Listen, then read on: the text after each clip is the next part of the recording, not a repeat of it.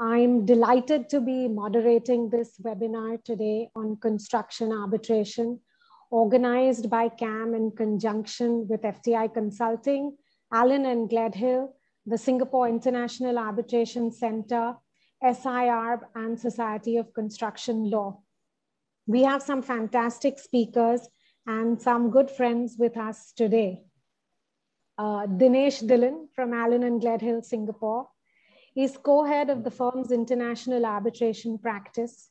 He has acted as lead counsel in international arbitrations for global multinational corporations in various sectors and industries and represented foreign states in international arbitration cases.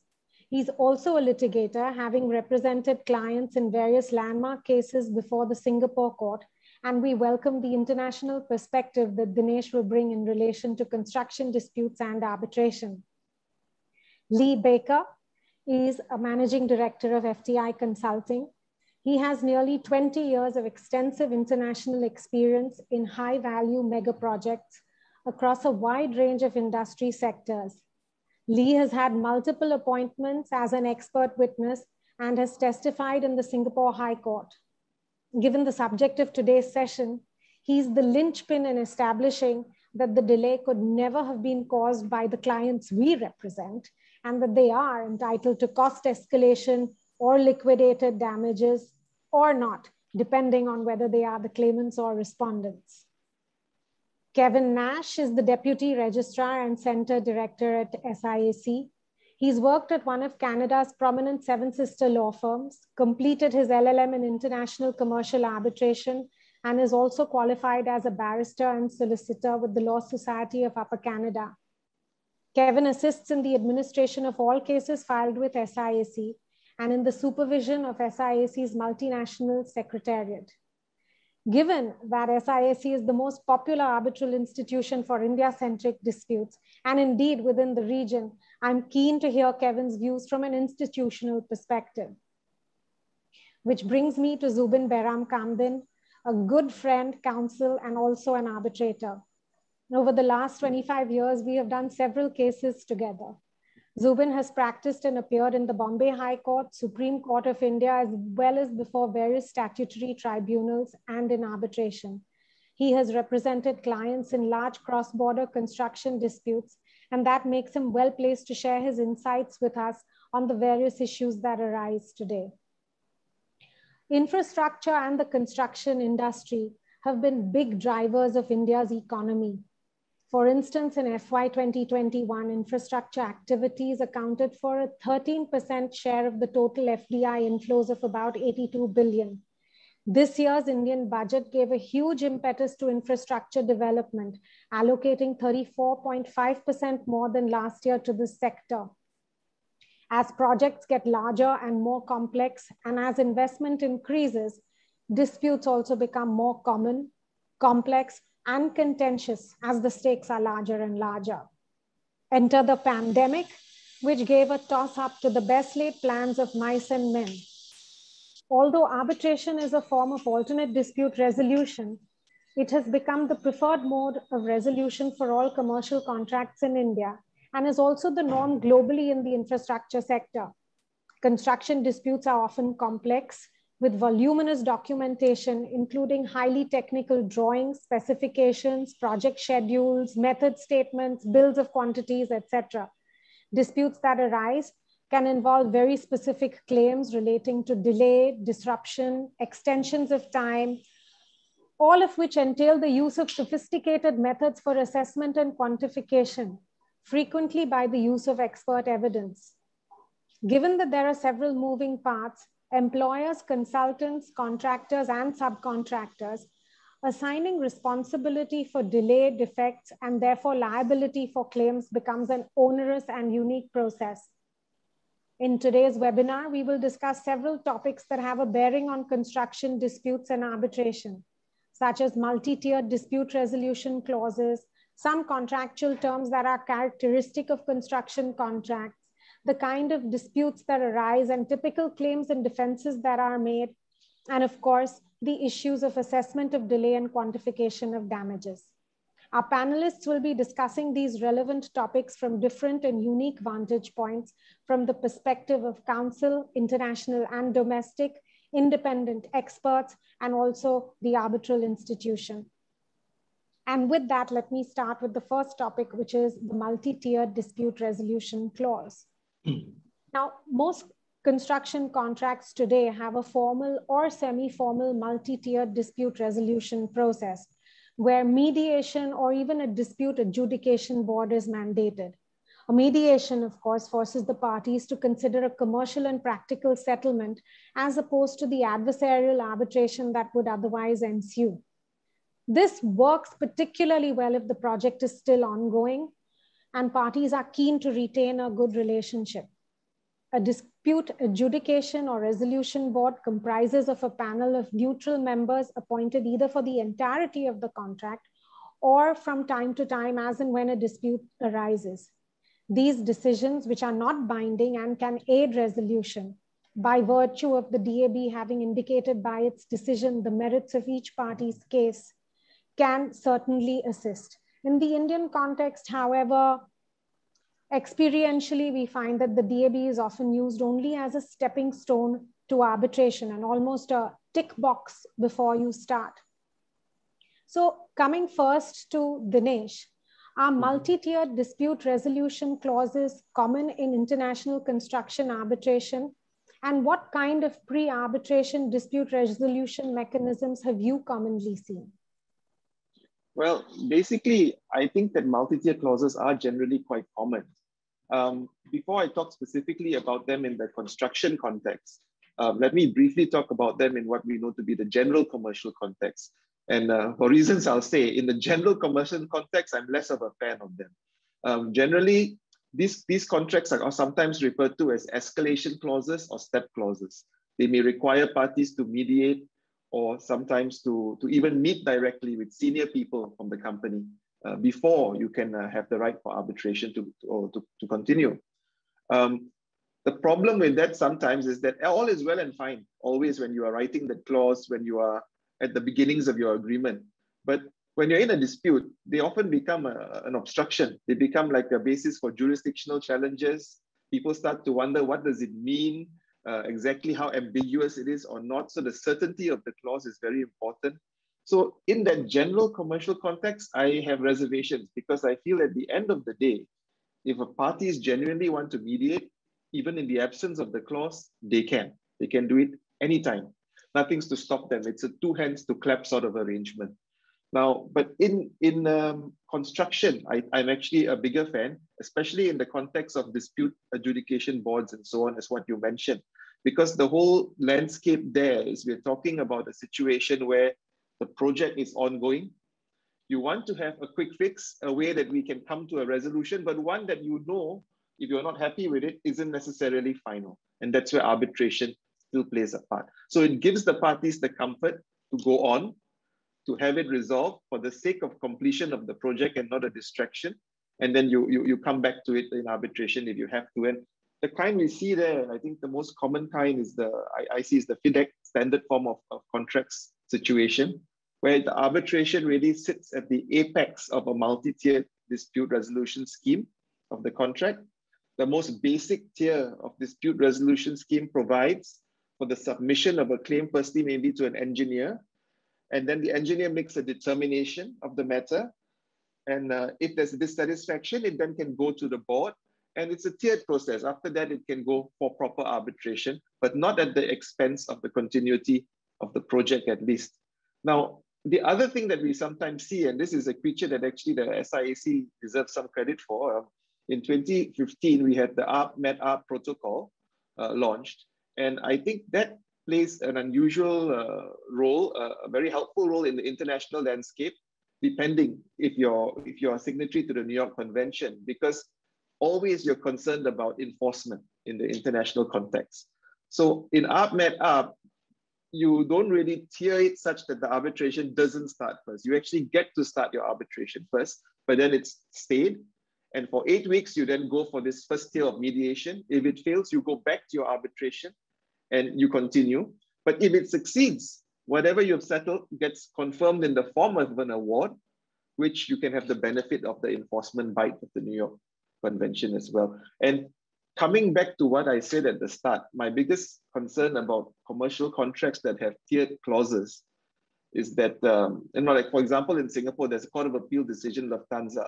In that decision, the court has decided to take very literally that when you're supposed to comply with ABC, CEO must meet CEO, before you go for the arbitration, it has to be followed to the T, or the tribunal's jurisdiction may be in doubt.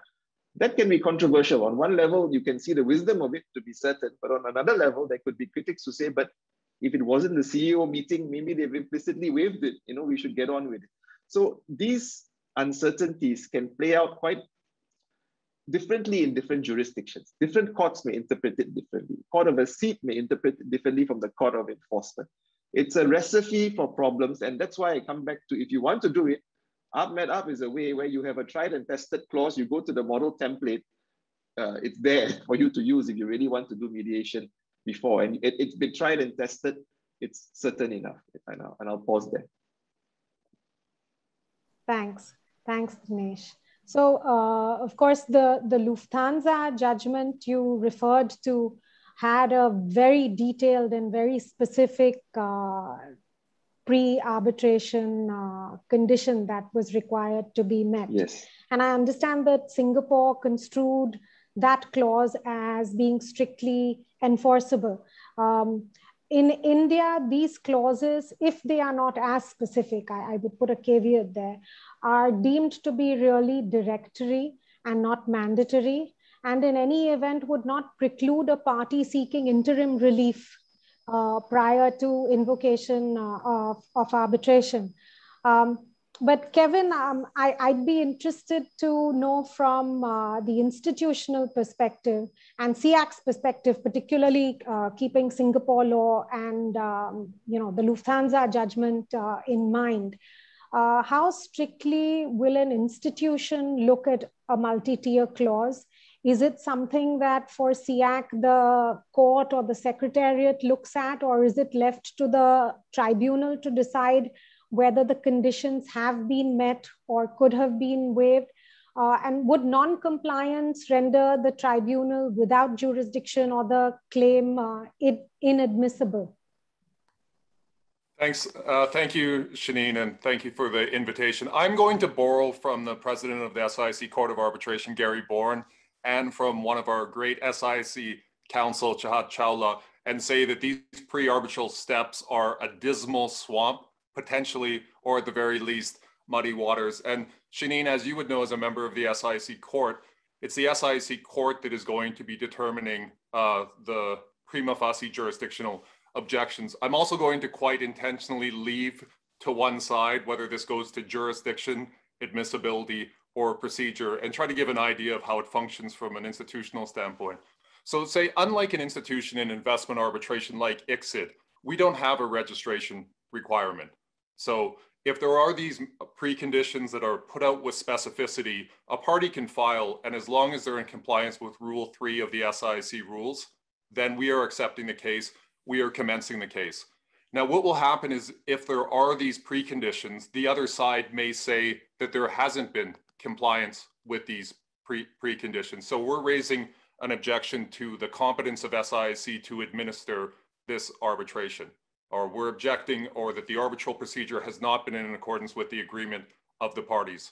And so with many things in our business, it is going to depend on the language of the clause. So from our standpoint, and we have to think about the prima facie standard, where is that bar for the prima facie standard? So if you had, say, in the Singapore context, following the decision in Lufthansa and its progeny, say it was something that the parties agreed to engage in good faith negotiations. We'll particularly see this with parties from civil law jurisdictions. So what exactly is that good faith negotiations? If the time period is not specific, then from an institutional standpoint, if the respondent says, well, the claimant never engaged in good faith negotiations, the claimant might say, well, in fact, we did. We sent an email suggesting that we negotiate. You did not respond, and now we're commencing arbitration.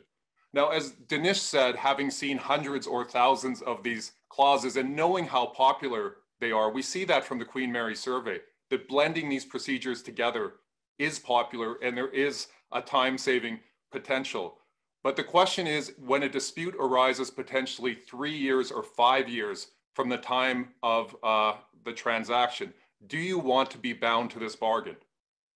Now, we know in Singapore, following Lufthansa, that you are going to be, if it's set out with specificity, you are going to have to comply with that time period, and you may end up against the limitation period where you need to commence the arbitration. You need to crystallize the commencement of arbitration.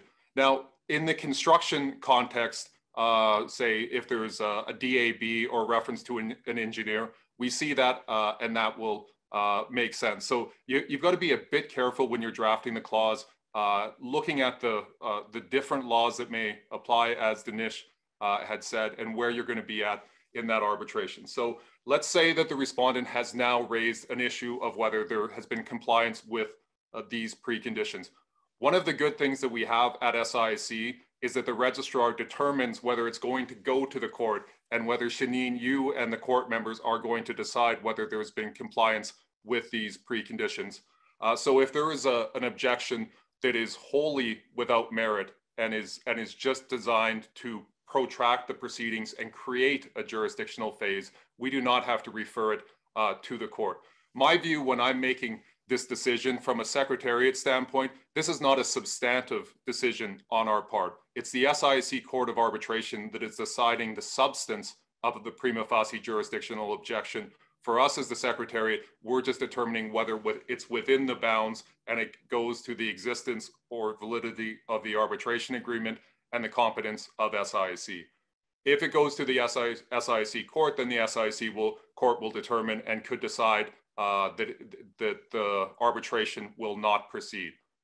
So it is a relatively low bar, and it should be pointed out that this is not something that SIC can do sua sponte on our own initiative. So that's in contrast to, say, the ICC rules, something that we may be looking at in the current rule revision. So it does require an objection from the respondent. The institution cannot do it on its own initiative. Most of these will end up going to the tribunal rather than being dismissed at the prima facie stage. Often we will see parties asking for oral submissions to the SIC court.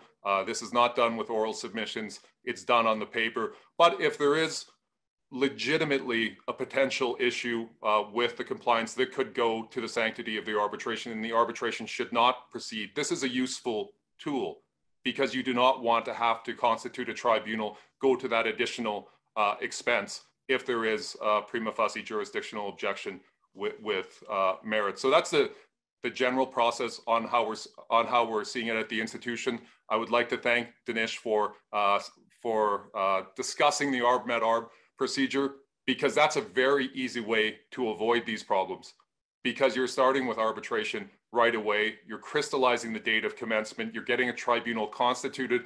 The tribunal is then able to stay the arbitration, go to mediation, and all the benefits thereon. And I think there are very few procedures out there in the dispute resolution world where you have sister institutions like SIC and the Singapore International Mediation Center that are able to work this process together. I mean, I am an arbitration fundamentalist, but I still think that ARB-MED-ARB is something that parties don't look at enough. It is very useful. Not only, I think that we think that it's very useful for the high value disputes, but for the low value disputes as well. This is something that can be used for the multi-billion-dollar major project dispute, or a relatively small, say, claim on variation orders or delay. And it's something that I think parties should look at and are looking at more. And with that, Shaneen, if you have, of course, comments from the SIC court side, we are the ones briefing you. You are the ones deciding, but I will pass back to you. Thanks. Now, so you've been seeing, so the ARB-MED-ARB provisions have been more common recently. And of course, we also have the Singapore Mediation Convention, which if you're in an ARB-MED-ARB procedure, you may not need, but to have a mediated settlement enforceable in the same way an award is under the New York Convention, I think that's a brilliant thing. So that might be a fillip for the precursor mediation to arbitration. Thanks. Zubin, I'm going to come to you next. One project will always have multiple contracts. There are employers, contractors, subcontractors, several stakeholders as part of the whole. And construction contracts are distinctly different from commercial contracts in terms of their highly technical and complex nature, and so contain very specific and detailed provisions in relation to scope of work, contractor payments, timelines. So what are some of the key provisions that one can expect to see in construction contracts, whether it is the standard form FIDIC or what is quite common, again, in the Indian context, is the ad hoc bespoke contract? Thanks, Shaneen, for inviting me, and Cam and all the other partners who have made this event possible today. There are a number of clauses which are specific to construction contracts and very peculiar in nature, but I'll try to deal with only a few of them because we don't have that much time. So the first and the most important clauses which you would find here, and this is not related only to construction contracts, would be jurisdiction and governing law clauses. These obviously would be very, very important because they would lend some certainty to the parties as to what is the jurisdiction if a dispute arises.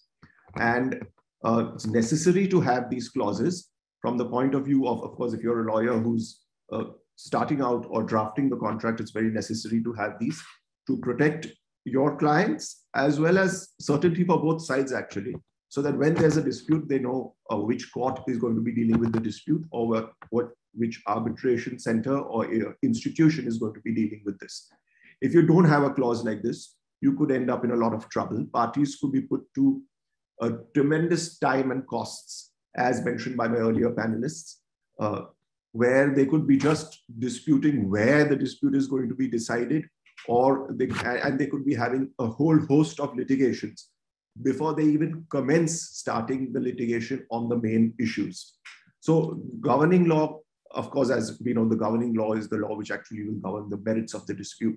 So it's always good to have that also, especially in international contracts, because it's very possible that you will have parties from different countries.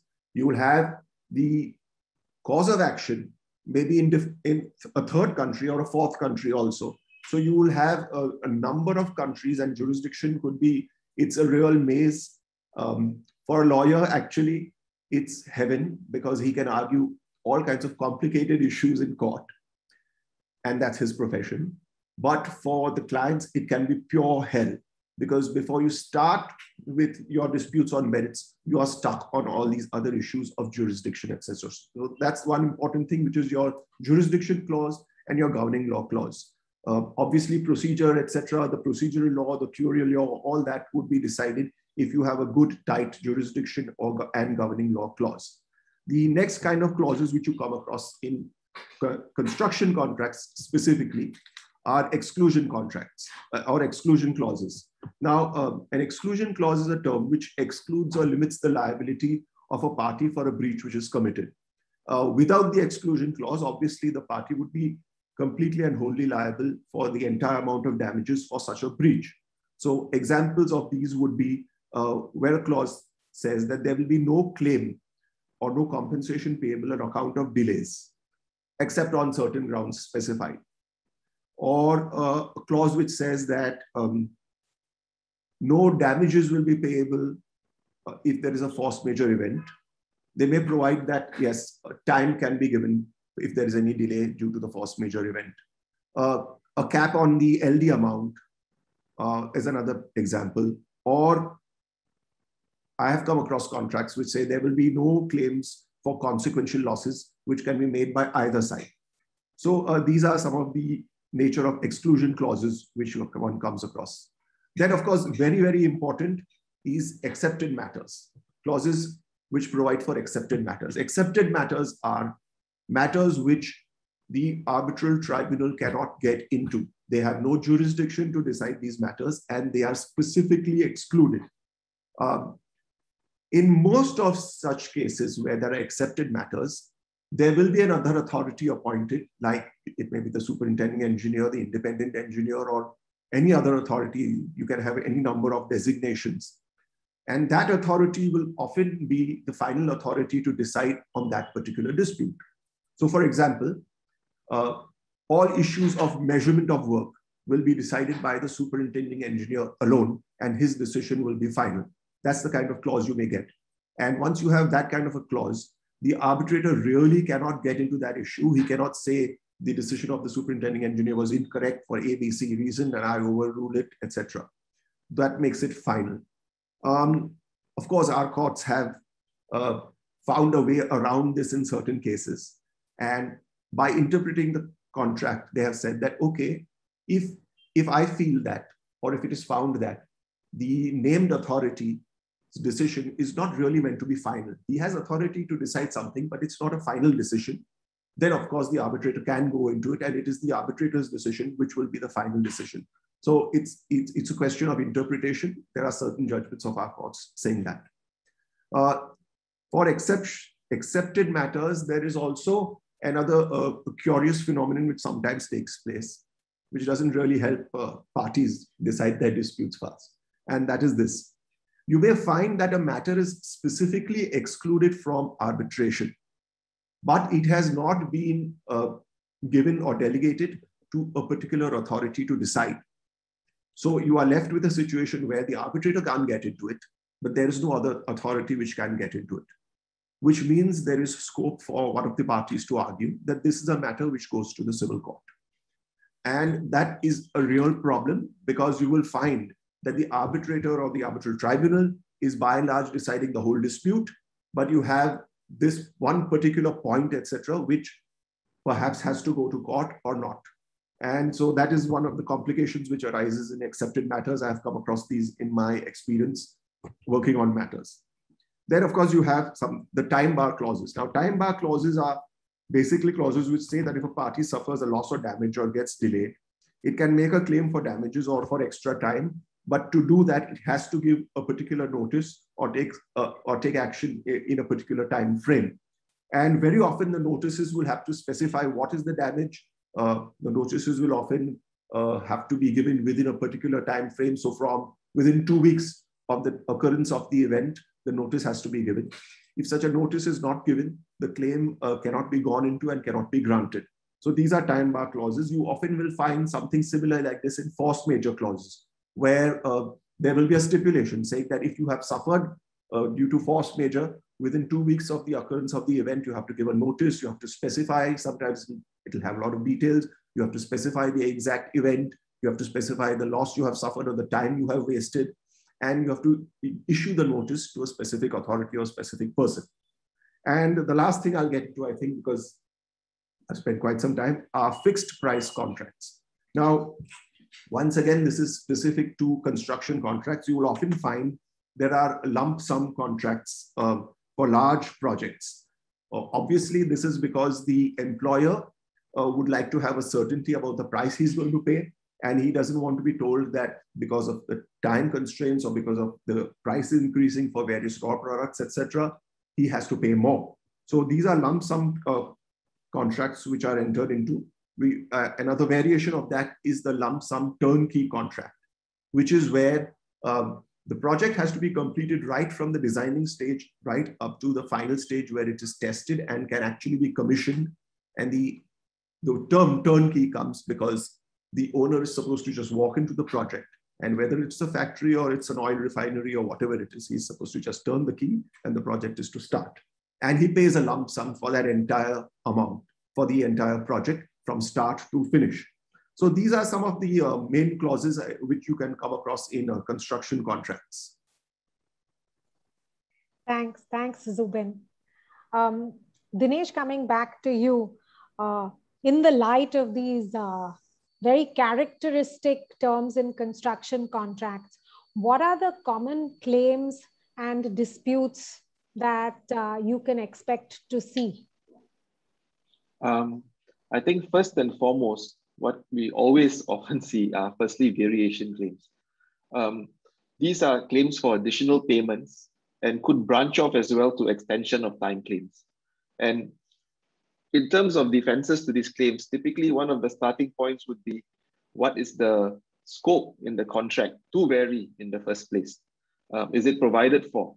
And if it's provided for, what are the requirements you must meet in order to validly lodge a variation claim? Typically, there will be a notice requirement and it will be strict. So you really need to manage your processes well to make sure that you don't run against defenses that will say you have not complied with these things. And flowing from variation claims comes the valuation of these claims. And how do you value them? So there are several bases of valuation.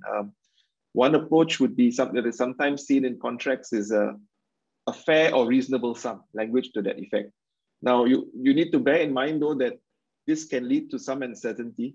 Very often, what is fair and reasonable, when you're already 4 years down the road and in the contract, the bargaining power has changed. Commercial leverage may have changed. The contractor may be in a more favorable position and so on. So the language is by its very nature somewhat subjective, fair, reasonable. I think litigators can do a lot with such language. So the second approach could be cost plus basis. This is often seen and gives to greater certainty to some extent because the contractor is essentially reimbursed for his costs, and then there will be a specific 10%, maybe it could be 10 to 30% plus. The dispute here could be what is truly your cost. Everything has to be proven and so on. The other form of valuation that may come into play is what I call price-based valuation. Found generally in the most sophisticated construction contracts, where the basis for valuing variations derives from the prices and rates as agreed between the parties at the outset. So this can be compared against fair and reasonable that I mentioned earlier. You're actually finding a reference point based on pricing in the original contract. It works best when it's set out in bills of quantities or schedules and rates that are already in the contract before. The question would naturally come, what if the varied work does not correspond with any of the work which had been priced at the time of the contract? Well, then the rates and prices could be contractually adjusted to take into account the differences in the character of the work and the circumstances under which the varied work is ordered. Now, as I mentioned at the start, going from this part of it that comes with it is what we always call extension of time claims. Usually there's a fixed date of completion. The contractor may need more time. Is it provided for? Is it allowed? On whom does the risk fall, depending on how the contract is drafted? There is one Singapore case that I'll briefly talk about called Crescendas Bionics, a 2019 decision. Here, a developer entered into a letter of intent with the contractor to construct a 7-story multi-user business park. Now, both parties agreed that the LOI was legally binding, and the LOI specified a date of completion and liquidated damages, but it did not include any clause for extension of time. The project was subsequently only certified to be completed after the date of completion.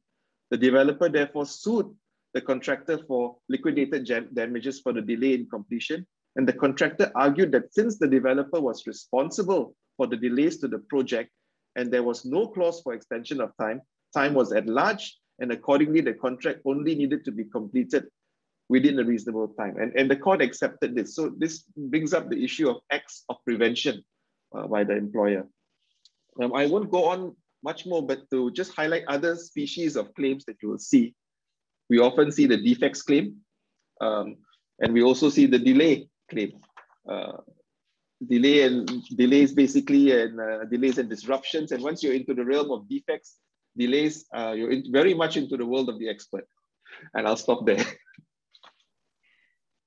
Thanks, Dinesh. So talking about delays, at the beginning of the COVID pandemic, as lawyers, we were inundated with calls asking, depending on the position of the client, whether a force majeure clause could be invoked or defended. And the supply chain disruptions and the lockdowns imposed by almost all governments resulted in most ongoing projects encountering some amount of stoppage of work and delay. And since all stakeholders were affected to some degree, what we have seen is that there has been, over the last 2 years, some amount of cooperation and compromise. But I think the claims, both by contractors and employers, can be expected once the project's finally near completion. And that's it, apart from just the consequences of the pandemic. Claims that arise out of delay are really de rigueur in construction disputes, particularly in India, where scheduling delays can result from a number of reasons, such as, of course, variation in scope, improper planning, but also things like local agitation, the inability to remove encumbrances for handing over sites. So coming to Lee, which Dinesh very kindly teed me up to, how is delay analyzed and assessed by an expert, and what method is used to ascribe responsibility for delay? How are these claims quantified? Okay. Thank you, Shanine. Good morning, everybody, and thank you very much for joining us. I think my first point is that it's quite rare to see contracts specifically state methodologies to be used. So it's normally left up to the parties to decide the appropriate methodology. And that brings me to the second point, which some people might find a little bit shocking, but there's no actual agreed authority on these methodologies. We have things like the SCL protocol, the AACEI documents, but these themselves, limit their authority and will only say that they're guidance. So that there's no specific authorities to actually go to. And that leads me to, I suppose, a word of warning from a delay expert's perspective.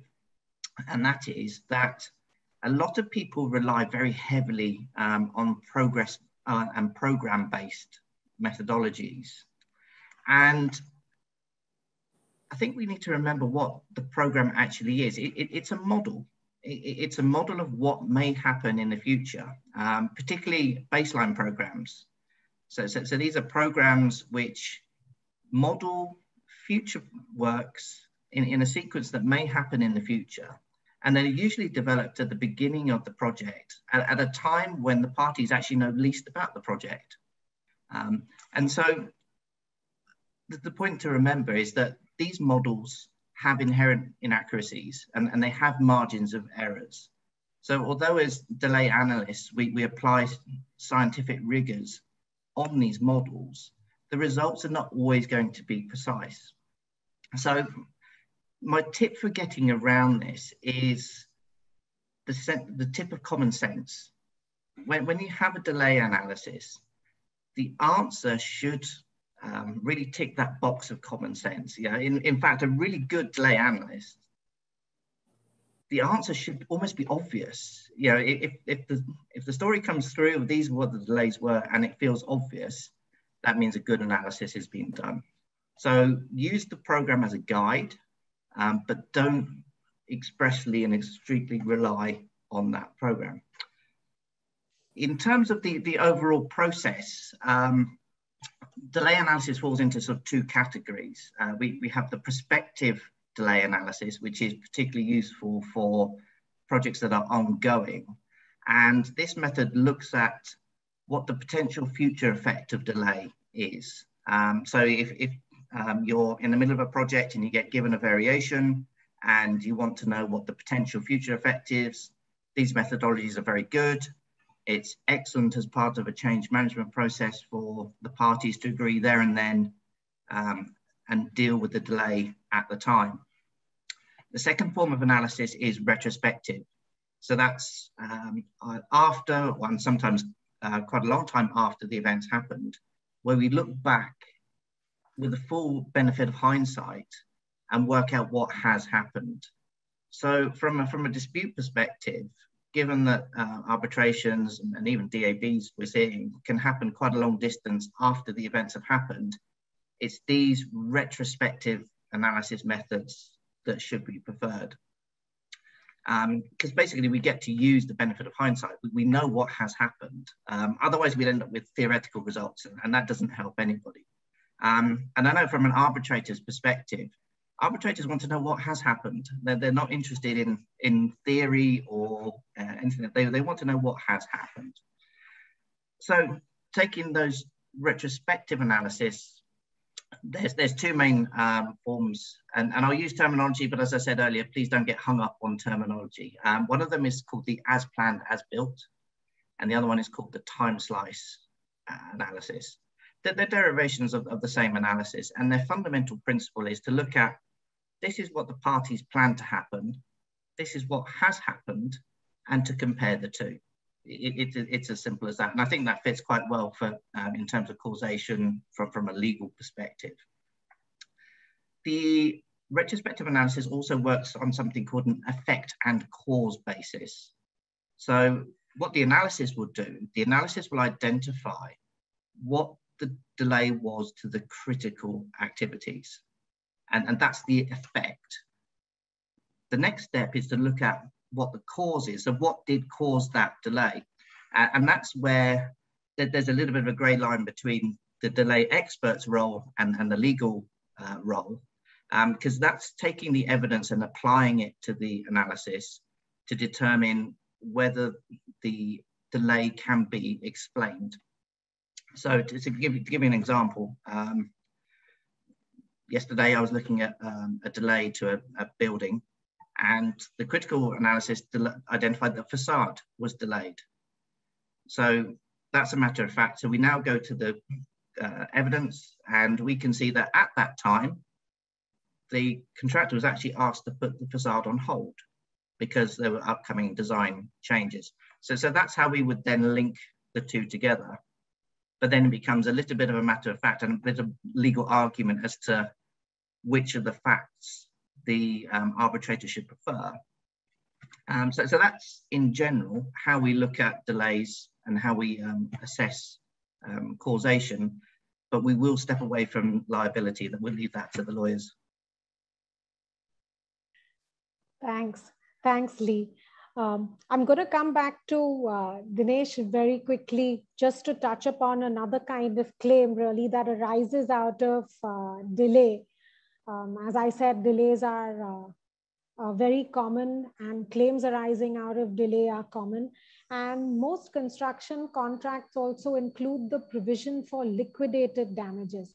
So my question really to you, Dinesh, is that firstly, is time always of the essence in a construction contract? And how and when can an employer levy liquidated damages on a contractor?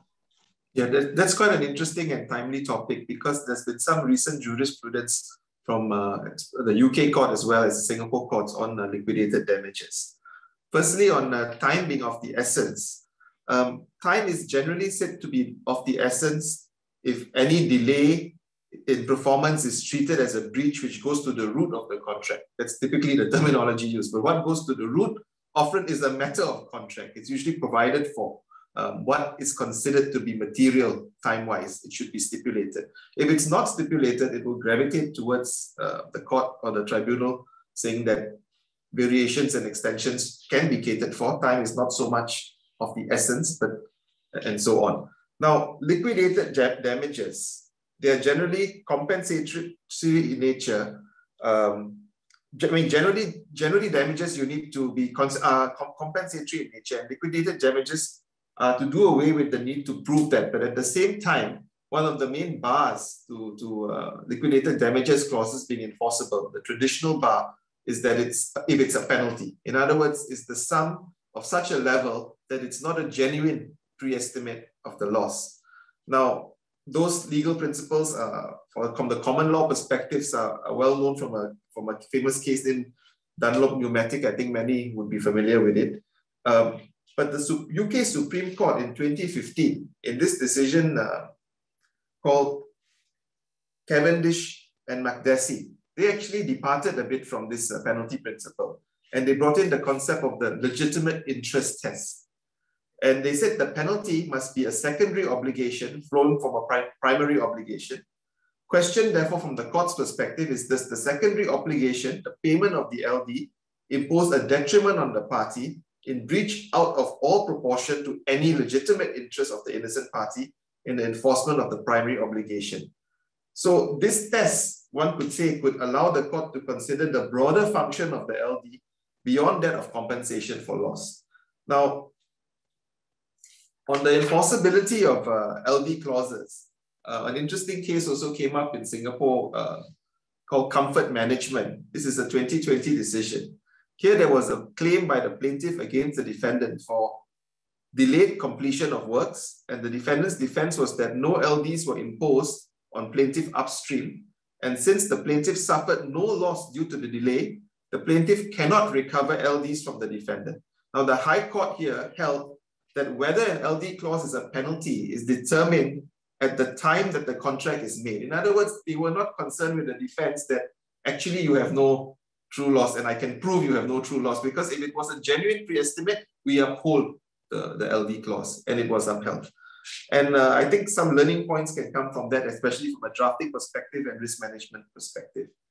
Now, coming back to the case that I mentioned earlier, there's what I mentioned earlier about there being a recent decision. Now, in Singapore, the traditional position when it comes to the impact of termination on liquidated damages clauses is found in a case called LW Infrastructure.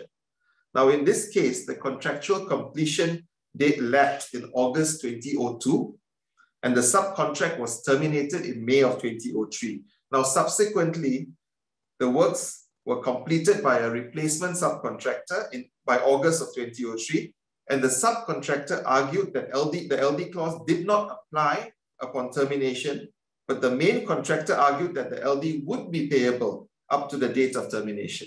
Now, the court therefore on this case held that the LD would be payable up to the date of termination as a matter of principle. I call this approach the traditional approach. But there was a recent case, 2019, called Triple Point Technology from the UK. And in this decision, the English Court of Appeal gave a decision. The claimant here was Triple Point, was engaged by a company, PTT, to provide a new software management system for commodities works, and was split into phases. Now, Triple Point completed the first 2 stages of phase 1 and was paid. It then demanded payment for other works, although milestones had not been met. A disagreement arose and Triple Point suspended the works. PTT then terminated the contract after contractual completion dates lapsed, and Triple Point argued that the LD clause did not apply upon termination. Now, the employer argued that the LD should be payable up to the date of termination. And pause with me here as I give you what this LD clause said. It's quite important here. It said, if the contractor fails to deliver work within the time specified and the delay has not been introduced by PTT, contractor shall be liable to pay the penalty at a rate of 0.1% of undelivered work per day of delay from due date up to date. And these are the important words, up to the date PTT accepts such work. Now, the Court of Appeal seized on those last few words and said that from this, it would seem that if PTT has not accepted to do the work, the LD will not apply. Now, that was an unusual interpretation, and the Supreme Court actually, in the end, just in 2021, on 16 July, actually, in the UK, reversed it. And they held that the liquidated damages were to be calculated actually up to the date of termination. They said those wordings are only to be read in the sense of up to the date they accept. As if they do accept, then you calculate up to the date they accept, but it doesn't operate as a bar. But I thought I would share this case because thankfully that I feel that it's the right decision by the Supreme Court. That is more commercial, more realistic, but it shows you how LD clauses, how you word them, how they can be construed, and so on. Thanks, Dinesh. So I was going to ask Zubin a question on loss of profit claims, but I think maybe Zubin, I'll ask you to just comment on the slight moving away by Indian courts in terms of having to prove loss, even if LDs have been mandated in the contract, because I think that's an interesting nuance. And then I'm going to ask you whether loss of profit claims are also enforceable. That's not an interesting nuance. You can have a number of separate talks just on that alone. So the situation is quite different in Indian law. In the first place, ever since the days of Hindustan Construction Company and till today, there is a presumption that in respect of construction contracts, time is not of the essence. That's the first big difference.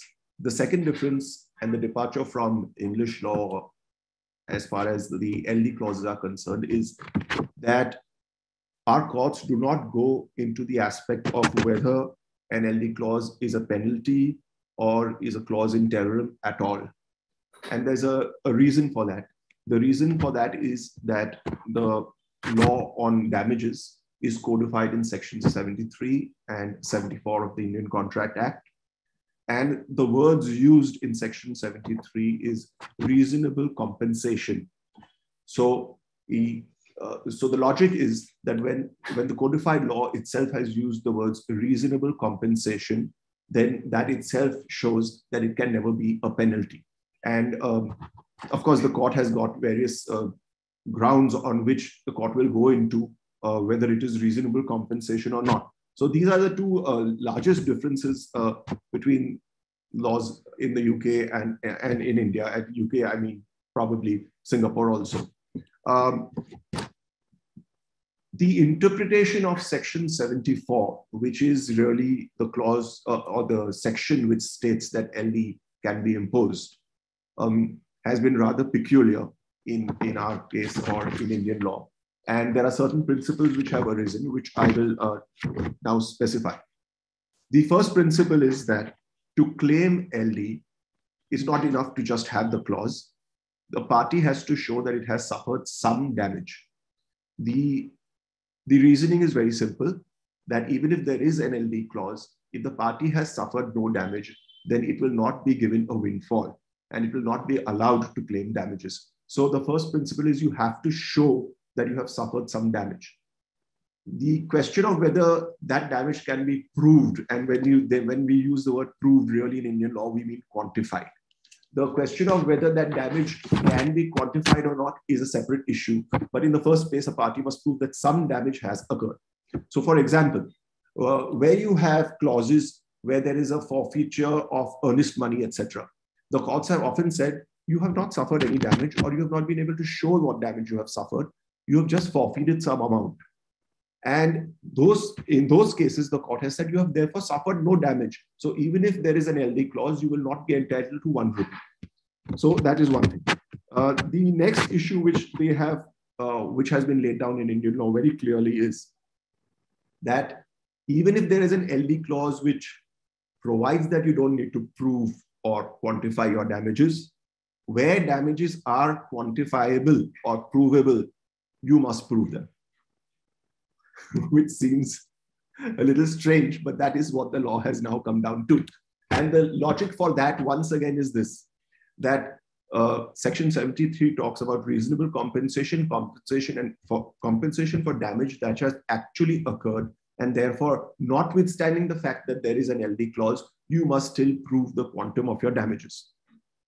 The third principle is this: once you prove what your damages are, if you actually prove that your damages are higher than what is mentioned in the LD clause, then that's your bad luck. Your LD clause is still your upper limit, and you won't get 1 rupee more than that.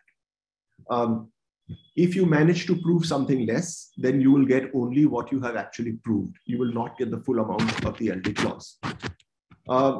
And the last principle is this: you will be allowed to not prove or not quantify your damages only in cases where it is impossible to prove such loss, though the loss has occurred, or where it is very, very difficult to prove such loss. And those are the cases in which the amount mentioned in the LD clause will be taken to be a genuine pre-estimate and could be granted to a party. So as you can see, the law is rather different. I personally feel this is not a happy state of affairs at all. I personally feel it requires a complete overhaul. But as I mentioned to Shani, to get into that would be to get into another completely different area. But this is the law as it stands in India today. Thanks. Zubin, I'm going to ask you to continue also in relation to loss of profit claims that very often contractors are keen to urge. Yes, so loss of profits claims and often claims for overheads, etc., also are common claims which are made in construction contracts, especially in India. And they arise in the factual scenario where often there have been delays.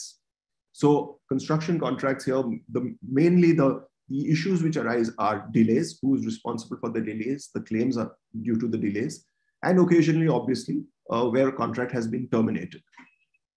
And therefore, whether the termination is valid and whether delays would be payable on the ground of wrongful termination. Both these claims are absolutely valid claims. They can be made in India, even if a contract doesn't provide for it, because they would be claims which fall squarely under Section 73.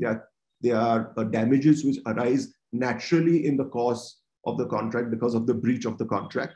And they are often granted by our courts if they are sufficiently proved. So claims for overheads obviously would, for example, be where a contractor says he has been delayed because of the acts of the owner. He was not responsible for the delay. He's had to stay on for a longer period of time, and therefore the overheads, etc., which he has encountered are much higher, and he's entitled to that. Loss of profits also could be on both grounds, either because of delay, where the contractor will say that, listen, I was stuck on your project. I could have very well gone on to something else and made further profits. Or it could be on the ground of wrongful termination, that you have wrongfully terminated this contract. If I had completed it, I would have had profits amounting to so and so amount, and therefore those should be handed over, paid over. And both these claims, therefore, are often made here and are often granted over here, so long as they are proved properly and satisfied. So the only exception to this would be if there are specific exclusion clauses in the contract which say that such claims could not be made. But otherwise, these claims are often made and are often granted in India. Thanks, Zubin. I'm going to now slightly move on from the disputes and claims really to the mode of arbitration. And of course, historically, Indian parties have been keen to proceed by way of ad hoc arbitration, although institutional arbitration has been the norm globally for several years. After the high-level committee's report, we had some extensive amendments to the Arbitration Act in 2018, where the government has now acknowledged and given a big push for institutional arbitration, because that certainly is way more efficient. And SIAC, in fact, has 2 offices in India, in Bombay, and also in the newly set up Gift City. So I want to ask Kevin, of course, from a general perspective, we know why institutional arbitration can be more efficient. But in the particularly complex field of construction arbitration, and given that the project may still be ongoing, what value add really does an institution give? And what kind of expertise can we expect from SIAC? Thanks, Shaneen. Maybe I'll start with an anecdote. And I think that all of us have that ad hoc arbitration story of the 9-year arbitration or the 11-year arbitration. And I recently had a discussion with someone on a small value case where the arbitrator, who performed very well, had fees, hundreds of thousands of dollars. And I felt bad when I told the person that if that was under the SIAC schedule of fees, it would have been subject to a maximum of 6,250 Singapore dollars. And I think that there is still this perception that ad hoc arbitration is cheaper. I think all equal, it's really not. There are efficiencies to be gained by choosing institutional arbitration. And when you're looking at complicated cases such as will sometimes be found in construction, the advantage of institutions is even more attenuated. And there's a couple of reasons for this. So ad hoc arbitration does work. So but you have to be much more cognizant of the lex arbitrii, and are you going to choose procedural rules on top of that? So will you have Singapore seated UNCITRAL arbitration rules? Okay, but let's think about what is actually happening in a construction dispute and the kind of procedural mechanisms that you might need. Emergency arbitration, particularly important, obviously very well known in India right now in light of some recent events, but in an emergency arbitration, you may need to make an application to restrain the call on a bond, preservation of evidence, access to a site. There's actually an interesting question of what the interaction of emergency arbitration might be with the DAB in the context of a cooling off period, but we'll leave that for another day. So you have that ready-made at all the institutions, or most of the institutions, emergency arbitration.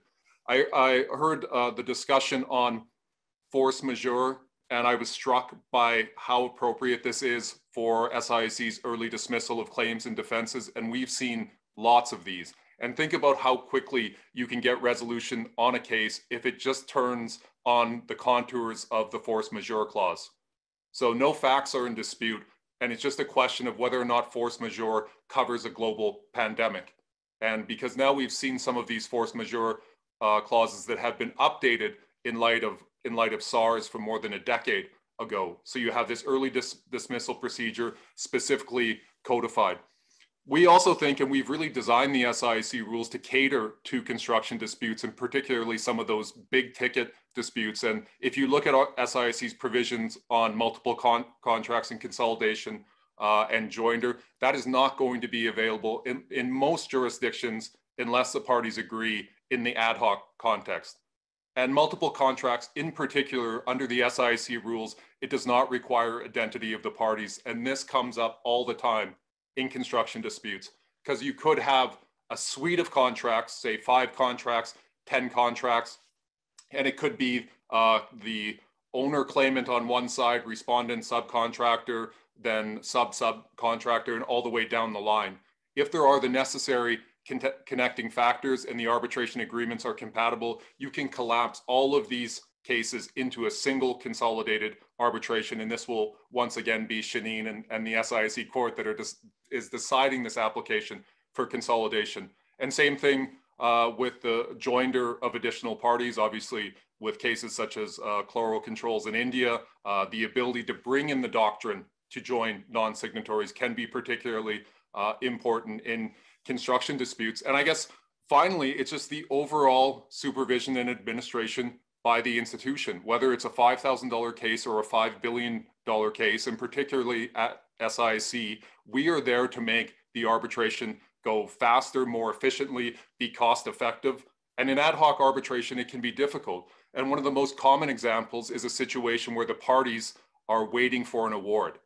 So you as a claimant that is confident in your case, say the closing submissions have been 4 months ago or 6 months ago, do you want to be chasing the tribunal while it's deciding the merits of the dispute? And that's where the institution is very helpful, that we are able to liaise with the tribunal and the parties. Ad hoc arbitration works very well when all the parties are cooperating. But anytime there are some procedural challenges, that's where institutional arbitration really shows its value. And it's heartening to see how India really is moving to institutional arbitration, particularly for international arbitration after a long time with ad hoc arbitration. Thanks, Kevin. So I have a story on that. So in an arbitration that I had done with SIAC, in fact, a couple of years ago, we were the claimants. We were ultimately successful, and we expected to be. We were waiting. We were keen to get the award, and SIAC kept us updated, including on the time that it had received the draft award.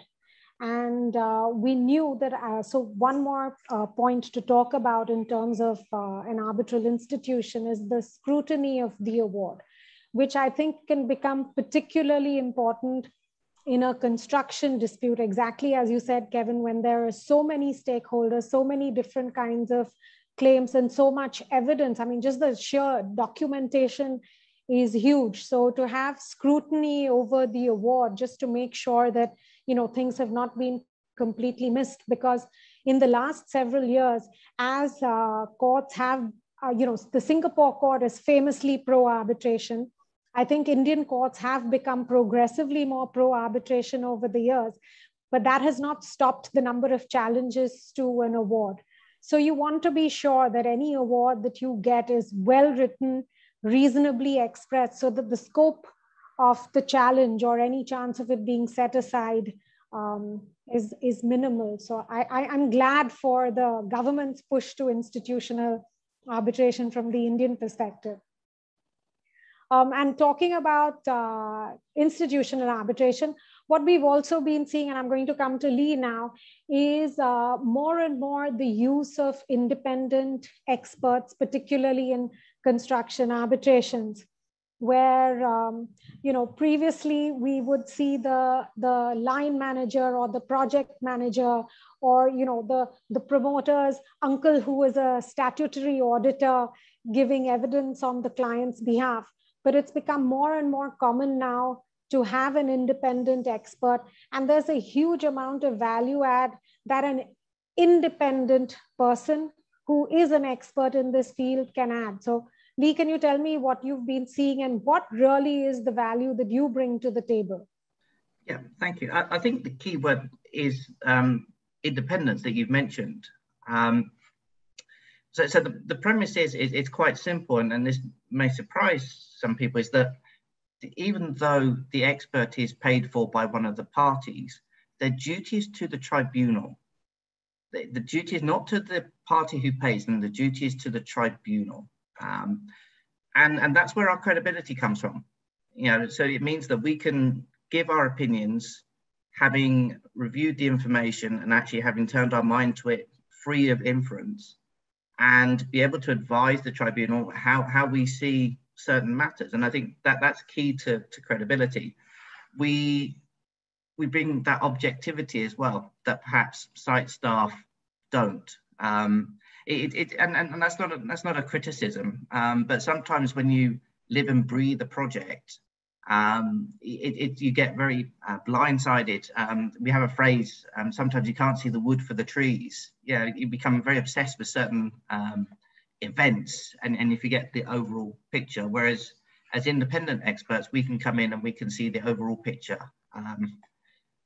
There is, I'm sure, a lot of people there here who would be very keen or perhaps would think that there would be an advantage of getting an expert in who would just give them the answers that they want to hear. We would refer to these people as hired guns. And the temptation to have these people would be great. But I promise you, I promise the audience that when it comes to the oral hearing, things will fall down very, very quickly. The lack of independence really undermines any kind of evidence that will be given. And the arbitrator is basically going to be left without one party's evidence. And skilled, it must be holiday time for skilled counsel when they have a hired gun expert coming up in front of them. And the great thing is that I'll be honest, I have no sympathy for parties who do this, parties who knowingly hire hired gun experts. There is a little bit of schadenfreude when their expert gets destroyed on the stand, knowing that it's cost them hundreds of millions of rupees, and you can just see it just slowly fluttering away. A couple of quick points I'd also like to make is that to really take advantage of independent experts, I really do recommend getting experts in early. So and that's one of the things that we're seeing quite a lot now, is particularly in the delay space, is parties asking us to come in early and produce independent reports on the case as it stands at the moment. And that's really helpful because first of all, it sort of gives the party a true indication as to where their case is and the potential risks and benefits to proceeding with the dispute. This is something that Justice Coulson, after having given delay experts a bit of a bad time, has actually decided that one of the advantages of delay experts is that we actually act as a bit of a filter, where we come in early. We can actually, we will give you bad news if we have to give you bad news, but it's better that we give you that bad news now than you spend, again, hundreds of millions of rupees, or even not, if not more, to have that bad news delivered in an award. The other advantage I think we provide when we are brought in early is that we can, if the case does have merit, We can be used as sounding boards by the legal parties to develop the case, to develop the SOC, to identify what the key pieces of evidence are. So in the discovery process, who the key witnesses are. And so we can be used as that sounding board within the realms of independence. The third point I had is that we do bring specific skills. You know, we are, you know, I've been doing this for nearly 20 years. You know, this is what I do. I'm a planning guy, and that's my expertise. And so we've got a lot of experience that we can bring to bear. But also being experts hone certain skills, and one of them, for example, would be attention to detail. As an expert, I have to be able to support pretty much every statement I write in a report, which means that I have to be very comfortable and confident that I've been through the documents and the documents say what I think they say. So I'll give you an example of something that came up just the other day. This is one of my quantum colleagues, that they were looking through the documents and they noticed that the timesheets had been forged. So the other party's case was based upon forged timesheets, but that only became apparent because somebody had actually spent the time going through each individual name on these timesheets to realize that actually they were in two places at the same time, and that there were suspicions should be raised on these timesheets. And the final point, I think, the advantage of an expert, one of the skill sets that I don't think you ever fully accomplish, but you will try as an expert, is the skill of communication. So particularly with delay, delay can be quite complicated. And if you allow it to, it can be very difficult for lay people, anyone, to actually understand what you're saying. So the skill of a good expert is to be able to take what is quite complicated and explain it in quite a simple manner. So those are my 4 key points for the advantages of an independent expert.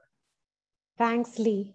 I think we're coming to the end of our session, and Dinesh, thank you for answering the question that I was going to put to you anyway, which leads me to a question to Zubin. You talked about accepted matters, and you touched slightly on the problems that would arise if there was no authority before which an accepted matter was supposed to go. So in the case of accepted matters, can the decision of the appointed authority be challenged before the arbitrator? And I'll add to that, if it can be challenged, what is the scope? So as I mentioned a little briefly when I was dealing with those clauses,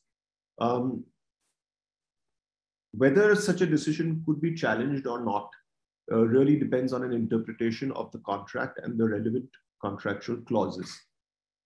And our courts have taken a view that where the clauses are very specific and clear, in the sense that they specifically exclude the jurisdiction of the arbitrator or the arbitral tribunal by saying that the arbitral tribunal cannot go into or will not go into so-and-so issue or so-and-so matter. And if there is a clause which specifically provides for another authority to go into that matter, then there is absolutely no doubt on it, because then the courts have said that the tribunal cannot go into it and the other authority is the final authority, and that is the authority which will decide it, and the arbitrator cannot even sit in judgment on such a decision. The question which arises is that what happens when the clauses are not so clear? And it is in some such cases that our courts have interpreted the clauses to state that, yes, this matter may be decided by so-and-so authority. That's what the clause reads as. But the arbitrator has not been specifically excluded from going into these issues. And in such cases, the courts have, for example, said that because the arbitrator is not specifically excluded, though the authority may have decided on it, the arbitrator also has jurisdiction to go into the issue or to go into whether the authority's decision is correct or not. So it is it really depends on a reading of the clauses and how the clauses have been phrased. And it's really based on the interpretation of the clauses. And that's when our courts have sometimes come to a conclusion that though there is an authority which can decide these issues, that doesn't necessarily mean that the arbitrator has been barred from going into it. Obviously, to some extent, this is motivated by common sense and a reason that the arbitration must reach fruition, and it doesn't serve any purpose to force parties to have a piecemeal decision, maybe force them to go to court for something and the rest of the issues decided by arbitration, or to make it too piecemeal and say that, okay, there are these 10 different authorities which have decided 10 different issues, and now the arbitrator is left to decide only 1 or 2 points. So to some extent, there's reasons of practicality, etc., which have weighed with the courts, obviously.